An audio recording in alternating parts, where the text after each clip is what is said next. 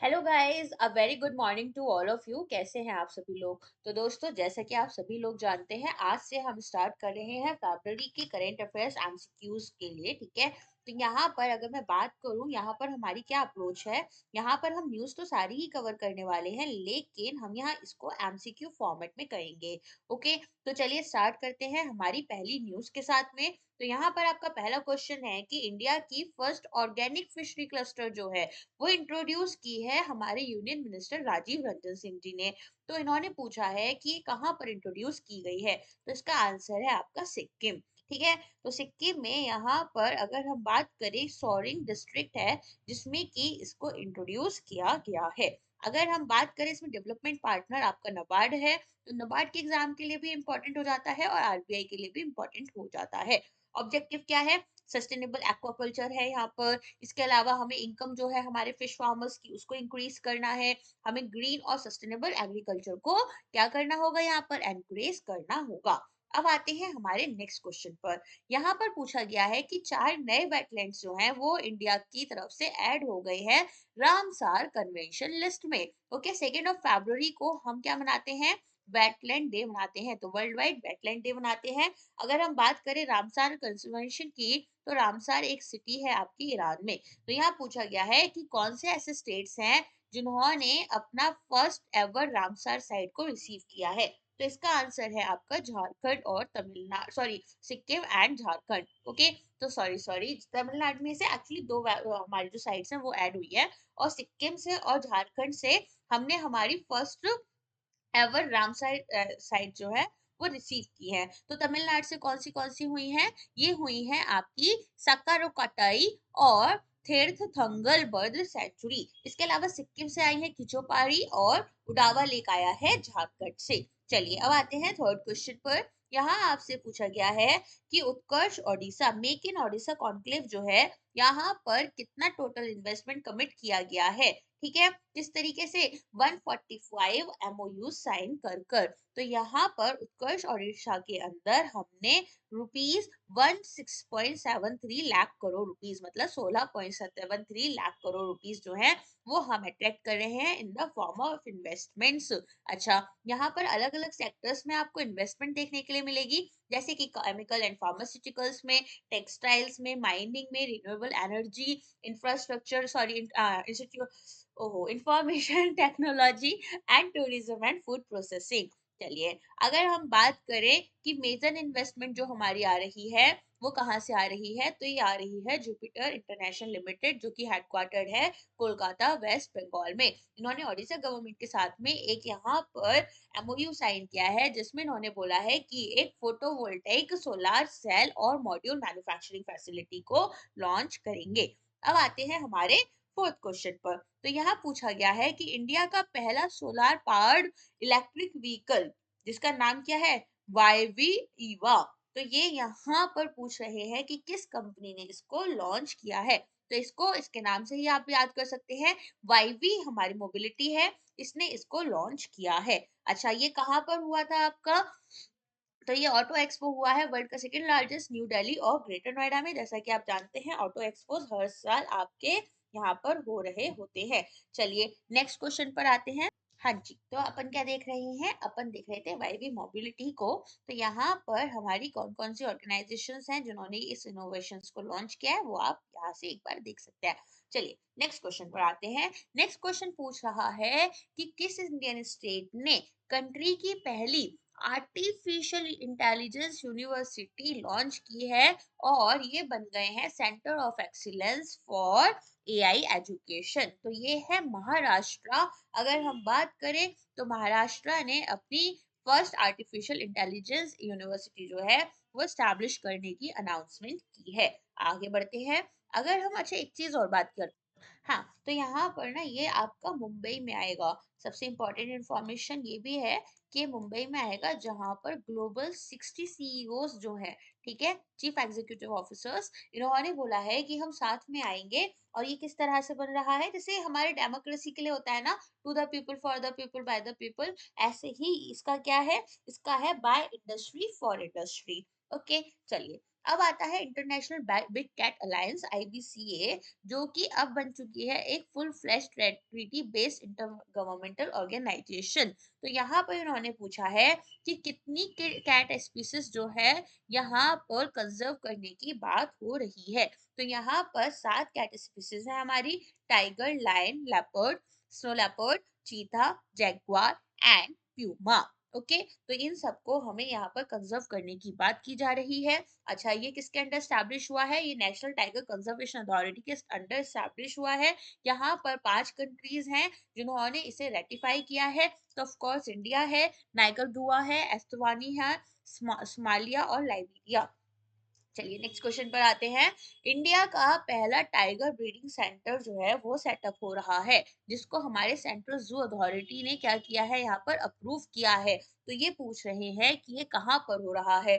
ये हो रहा है गोविंदगढ़, रीवा, मध्य प्रदेश में। रीवा आप लोगों को पता होगा, एक काफी फेमस सिटी है मध्य प्रदेश में। तो यहाँ पर गोविंदगढ़ में इसको स्टैब्लिश किया जा रहा है, first white tiger breeding centre.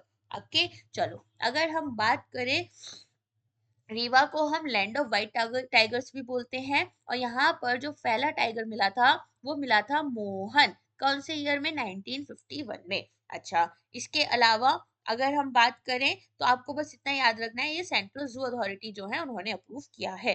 अब यहाँ पर पूछा गया है, इंडिया का फर्स्ट पैरेट रिसर्च फैसिलिटी जो है वो इनॉग्रेट कहाँ पर हो रहा है? तो हरियाणा में आपको पता है फरीदाबाद सिटी है। तो यहाँ पर ये हमारा क्या हो रहा है? इनॉग्रेट हो रहा है। तो क्या नाम है इसका?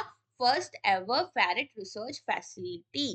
ठीक है। अच्छा, इसके अलावा इसमें और क्या इंपॉर्टेंट पार्ट है? इसमें आपको याद रखना है कि ये हमारा डिपार्टमेंट ऑफ बायोटेक्नोलॉजी के अंडर हो रहा है। इसकी की हाइलाइट्स के बारे में अगर हम देखें तो ये फाइल इंडिया में पहली इस तरह की एक फाइल फैसिलिटी आ रही है। और यहाँ पर हम क्या कर रहे हैं? यहाँ पर हम डेटा रिपोजिटरी कर रहे हैं गर्भ इन्हीं दृष्ट के नाम से।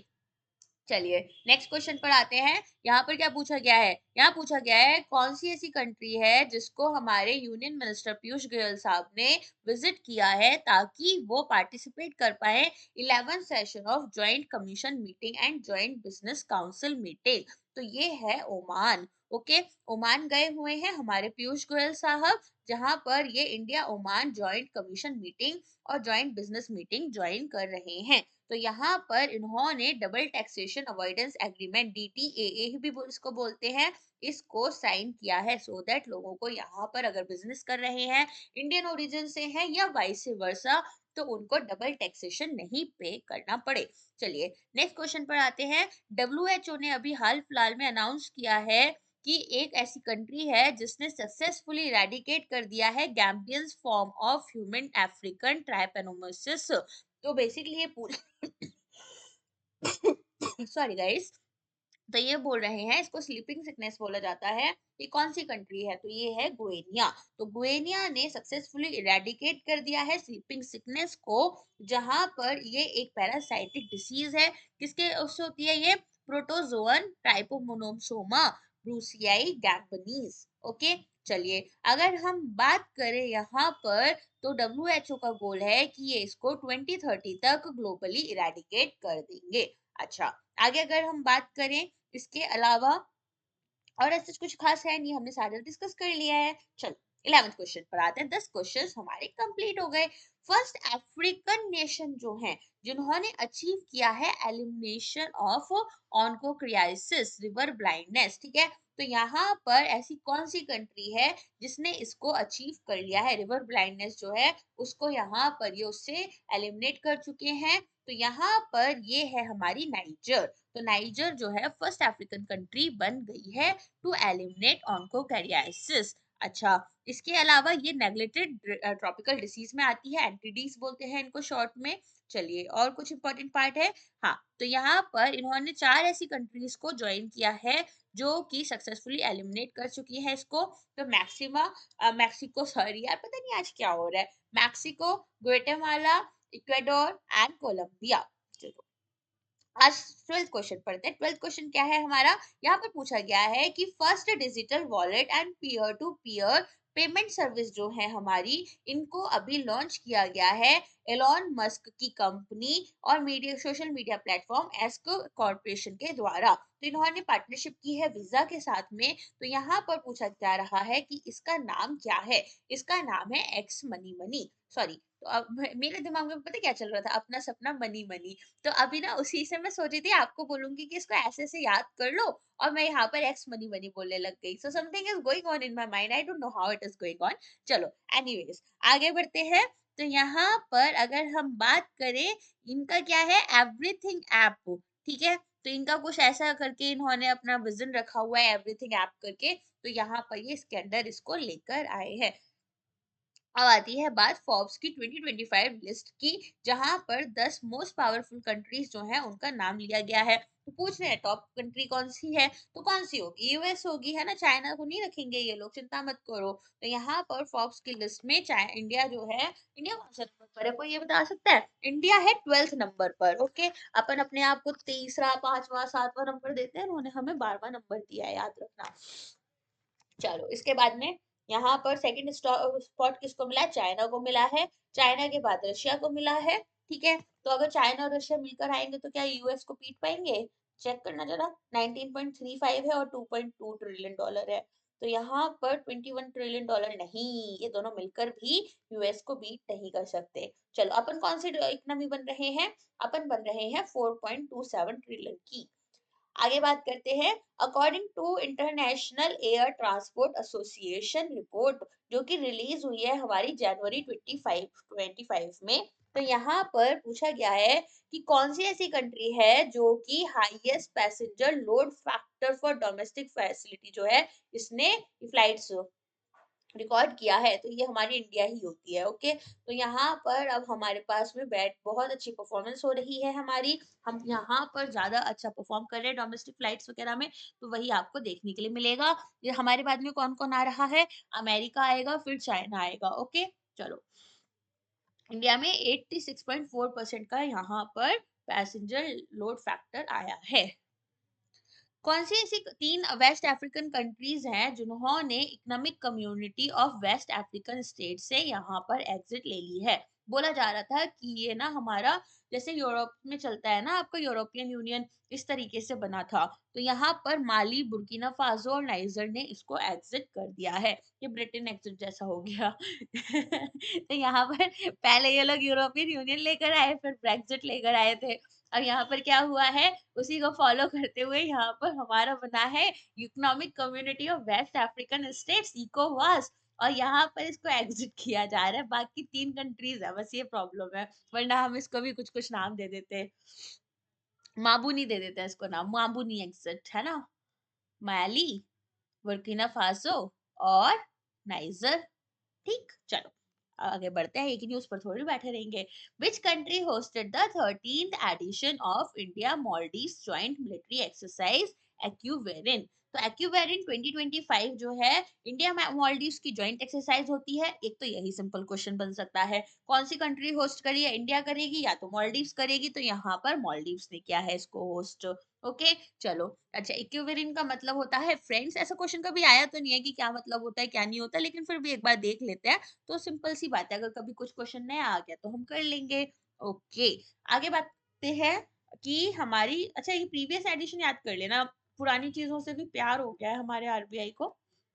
नबार्ड वगैरह में भी आ जाते हैं कि लास्ट टाइम क्या हुआ था, तो लास्ट टाइम के लिए याद रख लेना। चलो, कौन सी लैटिन अमेरिकन कंट्री है जो कि बन गई है first country to withdraw from China's BRI. चलो कुछ अच्छा तो सुनने मिला। तो बीआरआई से पनामा जो है वो बाहर आ गया है, उसने एग्जिट मार ली है। ठीक है, चलिए। अब अगर हम बात करें, इंडिया जो है वो रिसेंटली फीचर हुआ है in UN nation honour roll for 2025 for timely payment of its assessed contribution. तो इंडिया ने कितना कंट्रीब्यूशन किया है, इंडिया ने किया है 37.64 मिलियन रुपीज। ओके, डॉलर्स किया है, रुपीज नहीं किया है। रुपीज में क्यों करेंगे, डॉलर्स में करते हैं ना ऐसे पेमेंट्स तो अपन। चलो आगे बात करते हैं, कुछ भी बता दो कुछ भी पढ़ लोगे, ऐसे थोड़ी होता है, अच्छे से पढ़ा करो। अब की हाइलाइट्स क्या है, यहाँ पर कंट्री हमारी है इंडिया। फीचर कब हुआ है, यूएन ऑनर रोल 2025। कंट्रीब्यूशन हमने किया है 37.64 डॉलर्स का, और डेडलाइन हमारी है 30 दिन की। अब यहाँ पर एक important क्वेश्चन है, no jokes. As per RBI annual report on the ombudsman scheme, what was the total number of complaints received by office of RBI ombudsman and the centralized receipt and processing center? तो यहाँ पर पूछा गया है कि कितनी complaints आपके पास आई थी। तो ये आई है 9,34,355। ओके, तो यहाँ पर 9.34 लाख से भी आप याद कर सकते हो, ताकि एक अप्रोक्सीमेट नंबर पता रहेगा तो भी एग्जाम में क्वेश्चन सॉल्व कर लोगे। अच्छा, और यहाँ पर हमारे पास और क्या क्या इंपॉर्टेंट डेटा है। यहाँ पर एक डेटा है कि हमारे पास में फाइनेंशियल ईयर 2020-23 में ये था 7,03,554। ओके, 544। अच्छा, तो कितना परसेंट इंक्रीज देखने के लिए मिला है, ये भी क्वेश्चन आ सकता है। तो 32.81% का यहाँ पर हमें इंक्रीज देखने के लिए मिला है। अच्छा, कितनी कंप्लेंट सॉल्व हुई हैं, तो यहाँ पर सॉल्व हुई हैं आपकी 2.84 लाख कंप्लेंट्स, और डिस्पोजेबल रेट जो है इसका है 95.10%। हाईएस्ट नंबर ऑफ जो कंप्लेंट्स हमारी आई हैं वो लोन्स और एडवांसेस से रिलेटेड आई हैं, जिसमें कि हमारी 85,281 कंप्लेंट्स आई हैं। और 5 स्टेट जहाँ पर सबसे ज्यादा कंप्लेंट्स आई हैं वो है चंडीगढ़, फिर है हमारा दिल्ली, इसके बाद में राजस्थान, फिर गुजरात, और फिर है उत्तराखंड। ठीक है, चलिए नेक्स्ट क्वेश्चन पर आते हैं। नेक्स्ट क्वेश्चन है आपका एसबीआई से रिलेटेड। तो यहाँ पर इन्होंने क्या बोला है, यहाँ पर इन्होंने बोला है कि एसबीआई की एक रिपोर्ट आई हुई है। एसबीआई की उस रिपोर्ट के अकॉर्डिंग यहाँ पर किसने निकाली है, इकोनॉमिक रिसर्च डिपार्टमेंट ने पूछा है कि कितनी न्यू इन्वेस्टमेंट इंडिया में जो है क्या आई है और कितने परसेंट से वो सर्ज हुई है। तो सबसे पहले अगर हम बात करें, टोटल इन्वेस्टमेंट हमारी हो गई है 32 लाख करोड़। ठीक है, 32 लाख करोड़ की हमारी टोटल इन्वेस्टमेंट हो गई है।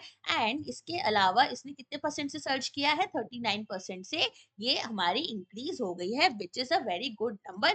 पहले कितनी थी, 23 लाख करोड़ थी। देखो ऐसे क्वेश्चन में ना fill in the blanks based question आ जाते हैं कि यहाँ पर एसबीआई की सो एंड सो रिपोर्ट थी, यहाँ पर बोला गया है कि हमारे जो नंबर्स हैं वो इतने परसेंट इंक्रीज हो गए हैं, और अब करेंटली इतना नंबर है। तो अब आपको क्या क्या पता होना चाहिए इस सिचुएशन में, कि अभी 32 लाख करोड़ है और 39% से इंक्रीज हुआ है, और लास्ट टाइम 23 लाख करोड़ था। ओके, 32 लाख करोड़ से हो चुका है। अच्छा, इसके अलावा इन्होंने बोला है कि जो डोमेस्टिक इन्वेस्टमेंट है हमारी वो भी 37 लाख करोड़ से इंक्रीज हो गई है। अब हमारा आता है नेक्स्ट क्वेश्चन, जहां पर बोला गया है कि आरबीआई के कुछ रिवाइज नॉर्म्स हैं, जहां पर आपसे पूछा गया है कि मैक्सिमम मॉनेटरी पेनल्टी आप कितनी लगा सकते हैं payment and settlement system act के अंडर।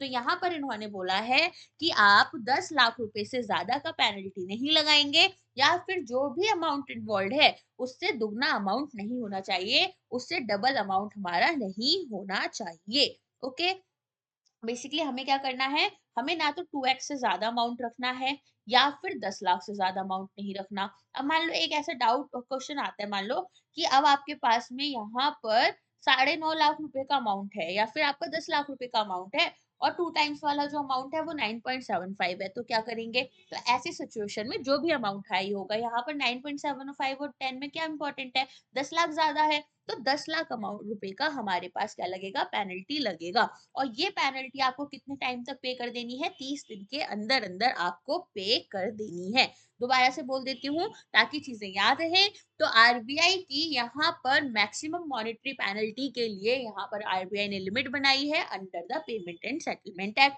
जहां आरबीआई ने बोला है कि या तो जो भी पेनल्टी है वो अगर मान लो 5 लाख रुपए का इन्वॉल्वमेंट है, तो यहाँ पर मैक्सिमम आप कितना रख सकते हो, उसके दुगना रख सकते हो, डबल रख सकते हो, या फिर आपको 10 लाख रुपए रखना है। अब इन दोनों में जो भी अमाउंट हाई होगी आप उसके हिसाब से जाओगे। अब आती है हमारी नेक्स्ट क्वेश्चन। तो पेमेंट डेडलाइन, अच्छा ये और याद रखना, पेमेंट डेडलाइन आपकी 30 दिन है, मैंने ऑलरेडी बताया, फिर भी एक बार याद कर लेना। अब यहाँ पर क्वेश्चन है कि एक हमारा इंडियन बैंक है जिसने SIB business startup current account और SIB corporate startup current account खोले हैं। तो ये कौन सा बैंक है, साउथ इंडियन बैंक है। एसआईबी बैंक ने एसआईबी कॉर्पोरेट और SIB business startup current accounts खोले हैं। That's it. चलो आगे बढ़ते हैं। यहाँ पर आपके पास नेक्स्ट क्वेश्चन है कि आरबीआई ने अभी मॉनेटरी पॉलिसी लगाई है दो बैंक्स के ऊपर, क्योंकि उन्होंने रेगुलेटरी गाइडलाइंस को फॉलो नहीं किया। तो कौन से है? देखो, इक्विटास है और इंडिया पोस्ट पेमेंट बैंक है। इतना ज़्यादा इंडिया पोस्ट पेमेंट बैंक पर पेनल्टी लगती नहीं है, तो अगर लगी है तो आपसे अमाउंट भी पूछा जा सकता है। तो इक्विटास पर लगा है 65 लाख रुपए का, 65 लाख रुपीस का, और पोस्ट पेमेंट बैंक पर, इंडिया पोस्ट पेमेंट बैंक पर लगा है 26.70 लाख का।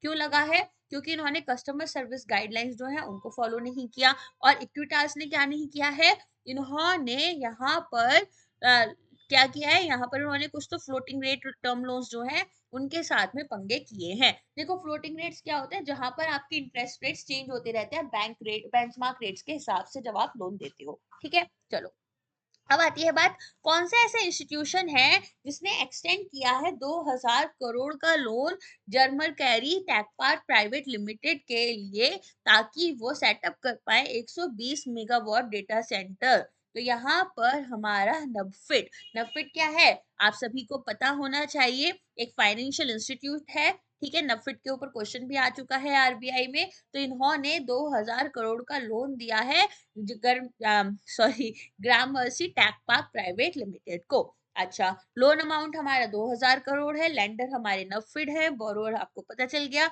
120 मेगावाट का डेटा सेंटर आपका बन रहा है, कहां पर? नवी मुंबई में। ओके, अच्छा, बैक्ड बाय ब्लैक स्टोन है, आप सबको पता होना चाहिए ब्लैक स्टोन बहुत इंपॉर्टेंट ऑर्गेनाइजेशन हो जाता है। ठीक है, अगर हम बात करें, ग्लोबल फाइनेंसिस के फादर माने जाते हैं एक तरीके से। अगर ये डूब गए ना तो ग्लोबल फाइनेंस पूरा डूब जाएगा। चलिए आगे बात करते हैं। मिनिस्ट्री ऑफ डिफेंस ने अभी यहाँ पर कुछ डिफेंस कॉन्ट्रैक्ट्स जो है वो साइन किए हैं, कितने करोड़ के? 10 करोड़, 10,147 करोड़, 10,147 करोड़ रुपीस के यहाँ पर मिनिस्ट्री ऑफ डिफेंस ने कुछ कॉन्ट्रैक्ट साइन किए हैं, ताकि इंडियन आर्मी की जो फायर पावर है उसको एनहांस कर पाए। ओके, तो यहाँ पर बोला जा रहा है कि ये जो कॉन्ट्रैक्ट्स हैं ये हमारे प्रोक्योर करेंगे एडवांस एम्यूनिशन को, for which of the following system. तो मिसाइल सिस्टम आपको बताना है, ये है पिनाका। पिनाका आप लोगों को पता है काफी इंपॉर्टेंट है, राइट? चलिए आगे बढ़ते हैं। यहाँ पर कुछ की कंपनीज का नाम इन्होंने लिखा है, जैसे बैल हो गया हमारा, MIL हो गया, EEL हो गया। इसके अलावा कॉन्ट्रैक्ट वैल्यू आपको पता ही है, पर्पस भी आपको पता चल गया। अब आता है हमारा नेक्स्ट क्वेश्चन। नेक्स्ट क्वेश्चन हमारा किसके ऊपर है? तमिलनाडु के चीफ मिनिस्टर हैं एम के स्टालिन। तो इन्होंने इंडिया का largest single location solar manufacturing plant जो है वो अभी लॉन्च करवाया है। किसके साथ में?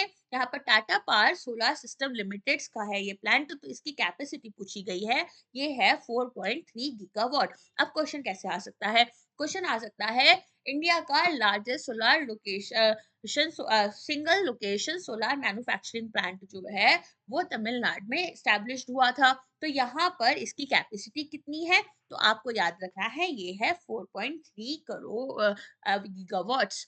अच्छा, इन्वेस्टमेंट यहाँ पर कितनी हुई है? 2574 करोड़। आज मैं बहुत फंबल कर रही हूँ and I am really sorry for it. Okay, माफ कर देना, थोड़ा बहुत माफ कर सकते हो चीजों को लेकर। मेरी तबीयत भी सही नहीं है तो गले में भी आवाज, वैसे तो मेरी आवाज थोड़ी है वैसी, लेकिन और भी ज्यादा अजीब हो रही है इस टाइम। चलो, अगर हम बात करें यूनियन कैबिनेट की, तो यहाँ पर यूनियन कैबिनेट जिसको हमारे पीएम नरेंद्र मोदी जी ने चेयर किया था, उन्होंने कुछ की इनिशिएटिव्स को अप्रूव किया है। तो यहाँ पर पूछा गया है कि इनमें से कौन सा जो स्टेटमेंट है वो करेक्ट नहीं है। तो पहला है, न्यू इनकम टैक्स बिल जो है वो इनकम टैक्स एक्ट 1961 को रिप्लेस कर देगा। ठीक है, और अप्लाई हो रहा है असेसमेंट ईयर 26-27 से। वैसे एक हंसी की बात बताऊं, अब ना असेसमेंट ईयर जो है वो भी क्या बन गया है? अब वो टैक्स ईयर बन गया है। तो अब असेसमेंट ईयर वाला कोई कीवर्ड ही नहीं रहेगा, फाइनेंशियल ईयर रहेगा या टैक्स ईयर रहेगा। चलिए, टेन्योर आपको बोला गया है, national commission for Safai Karmachari has been extended for 5 years, ऐसा झूठ है।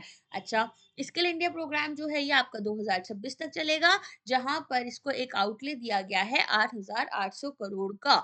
इसके अलावा South Coast Railway zone at Visakhapatnam Andhra Pradesh जो है, इसको यहाँ पर एक्स पोस्ट फैक्टो अप्रूवल मिला है फॉर रिवाइज डिविजनल जुरिस्डिक्शन। और अब इनमें से हमारा कौन सा वाला गलत था? तो वो है कि हमारा जो नेशनल कमीशन फॉर सफाई कर्मचारीज है, इसको एक्सटेंड जो है हमने नहीं किया है। कब तक के लिए नहीं किया है? 5 साल तक। तो कब तक किया है? हमने 3 साल तक के लिए किया है, जो कि है 2028 तक। ओके, फाइनेंशियल आउटले इसके लिए हमारा 50.91 करोड़ का है। न्यू इनकम टैक्स बिल का मैंने आपको ऑलरेडी बता दिया है, और कंटिन्यूएशन हम जो कर रहे हैं वो भी आपको पता चल गई है स्किल इंडिया प्रोग्राम की। इसके अलावा साउथ कोस्ट रेलवे जोन जो है वो हमारा विशाखापट्टनम में खोला जा रहा है। अच्छा, अब आते हैं हम हमारे नेक्स्ट क्वेश्चन पर, जो है हमारा 28th क्वेश्चन। यहाँ बोला गया है कि यूनियन बजट 2025-26 जो कि हमारी फाइनेंस मिनिस्टर निर्मला सीतारमन ने प्रेजेंट किया था, यहाँ पर इसके रिगार्डिंग कौन सा स्टेटमेंट हमारा करेक्ट है? ठीक है, तो यहाँ पर इन्होंने बोला है कि इंडिया ने 50 गीगावाट ऑफ न्यूक्लियर पावर का प्लान किया है 2035 तक। तो ये 2035 नहीं होगा, 2047 है। ठीक, दूसरा है budget encourages private sector participation. Definitely India क्या एम कर रहा है? 100 gigawatt of nuclear power bye 2030। तो इंडिया क्या कर रहा है?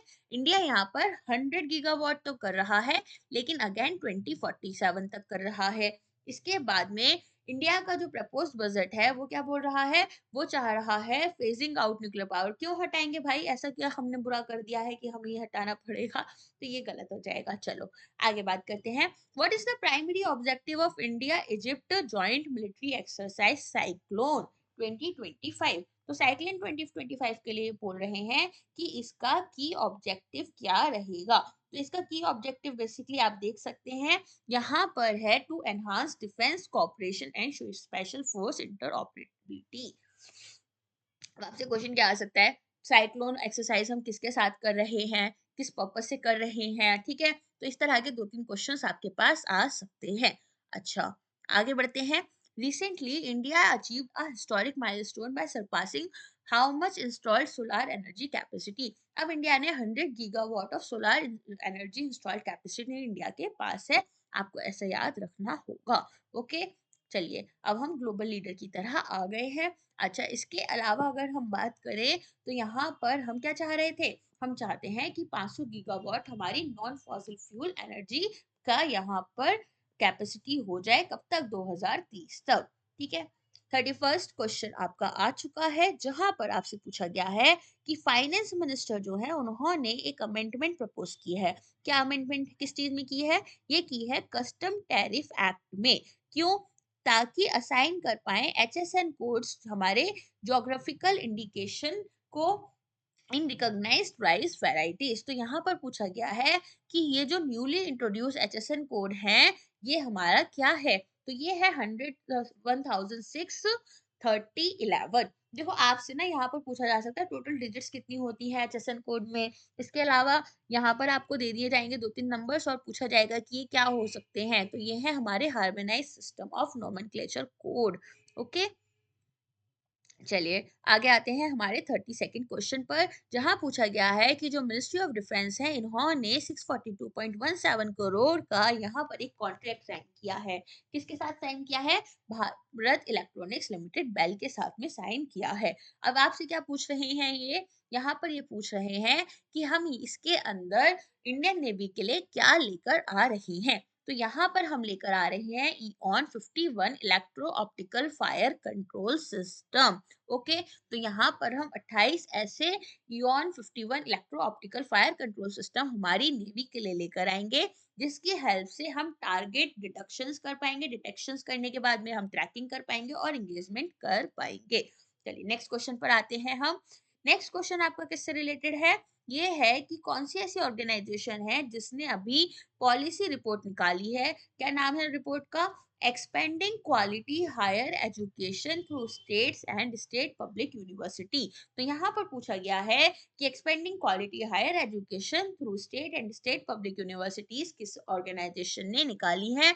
तो ये है नीति आयोग की एक अपनी रिपोर्ट, जहाँ पर ये क्या कर रहे हैं? ये यहाँ पर देख रहे हैं कि किस तरीके से हमारे जो की इंडिकेटर्स हैं, quality, funding and financing, governance, employability, ठीक है, ये हमारे इन की इंडिकेटर्स पर हमारी स्टेट यूनिवर्सिटीज जो हैं वो किस तरीके से परफॉर्म कर रही हैं, कैसा परफॉर्म कर रही हैं अकॉर्डिंग टू देम। ठीक है, अगर हम बात करें यहाँ पर, ये रिपोर्ट आपकी नेशनल एजुकेशन पॉलिसी 2020 के साथ में, और इंडियन गवर्नमेंट का कौन सा विजन था? विकसित भारत, ठीक है, इन दोनों के साथ में अलाइन कर रही है। अगर हम बात करें कि ग्लोबल एनरोलमेंट रेशियो कौन से स्टेट्स का बेस्ट है, ग्रॉस एनरोलमेंट होगा, तो ये आपका बेस्ट है तमिलनाडु का, हिमाचल प्रदेश, उत्तराखंड और केरला का, जिनको हमने अचीवर्स की कैटेगरी में रखा हुआ है। अच्छा, चलो नेक्स्ट क्वेश्चन पर आते हैं। कौन सा ऐसा बैंक है जिसने एक एक्सक्लूसिव सेट निकाला है बैंकिंग प्रोडक्ट्स और सर्विसेज का, जहां पर ये स्पेसिफिकली डिजाइंड है हमारे सीनियर सिटीजन्स के लिए, ठीक है। तो बेसिकली इन्होंने एक सीनियर सिटीजन्स के लिए स्पेशल सेविंग अकाउंट और फिक्स डिपॉजिट अकाउंट निकाला है।